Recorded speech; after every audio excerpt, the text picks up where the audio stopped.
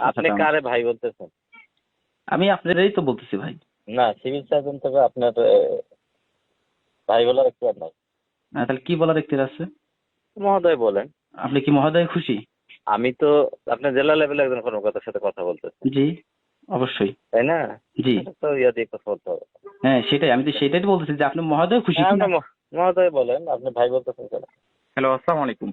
জি civil surgeon বলছিলেন সিরাজগঞ্জ। জি।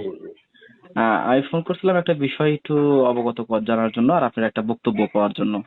সেটি হলো উল্লাপাড়া উপজেলা 50 শয্যা যে বিশিষ্ট হাসপাতাল রয়েছে, জি এখানে আমরা দেখেছি প্রতিনিয়তই রোগীদের অভিযোগ থাকে তারা ওষুধ পায় না। তবে আজকে যেটা দেখলাম, আপনার একটা পরিত্যক্ত রুমে, গোপন একটা কক্ষে অসংখ্য পরিমাণ মেয়াদ উত্তীর্ণ ওষুধ তারা মজুত করে রেখেছে।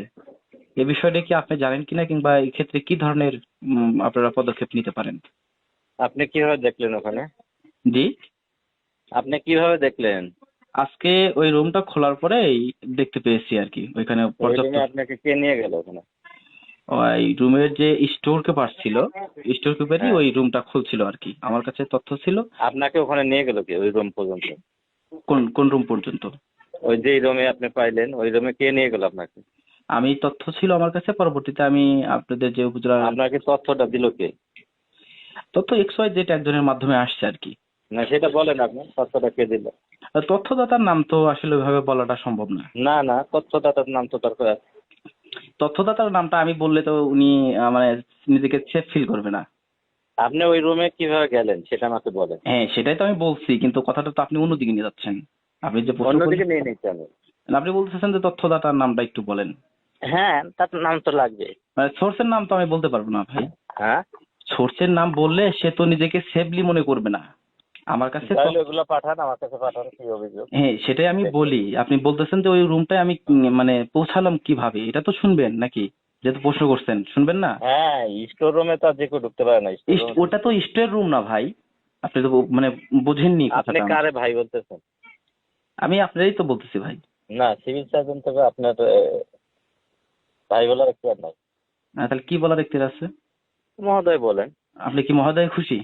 আমি তো আপনার জেলা লেভেলে একজন কর্মকর্তার সাথে কথা বলতেছি, জি, অবশ্যই। তাই না? জি, এটা তো ইয়া দিয়ে কথা বলতে হবে।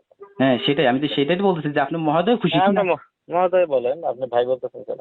হ্যাঁ ঠিক আছে, তাহলে এখন বিষয়টা এই যে অভিযোগটা, এই এই অভিযোগের প্রেক্ষিতে আপনারা কি ধরনের পদক্ষেপ অভিযোগ নেবেন? আপনার ইয়ে হলে আপনি আমার কাছে দেন, লিখিত আকারে দেন, আমি তদন্ত করে দেখছি কি বিষয়টা, ঠিক আছে? মানে লিখিত অভিযোগ কি আমাকে দিতে হবে? হ্যাঁ, আপনার কাছে যেহেতু এভিডেন্স আছে আপনি দেন, আমার বরাবর দেন, আমি এটা তদন্ত করে দেখি কি বিষয়টা, ঠিক আছে? উম, আমি না দেখে তো কিছু বলতে পারবো না। আপনি কি পাইছেন, আর আমাকে তো ওটা তদন্ত করে দেখতে হবে। আমি সেটা বলতেছি, আপনি তো আমার মাধ্যমে তো অবশ্যই অবগত হলেন তাই না? হয়তো যেটুকু না, আপনার অবগত কিভাবে হলো? আপনি তো ফোনে বলছেন, এটা তো এভিডেন্স লাগবে। আপনি কি কি দেখছেন সেগুলো অভিযোগ সহকারে আমার কাছে দেন অফিসে, আমি সেটা আচ্ছা, আপনার এই তদন্ত নাম্বারে করি। কি হোয়াটসঅ্যাপ আছে?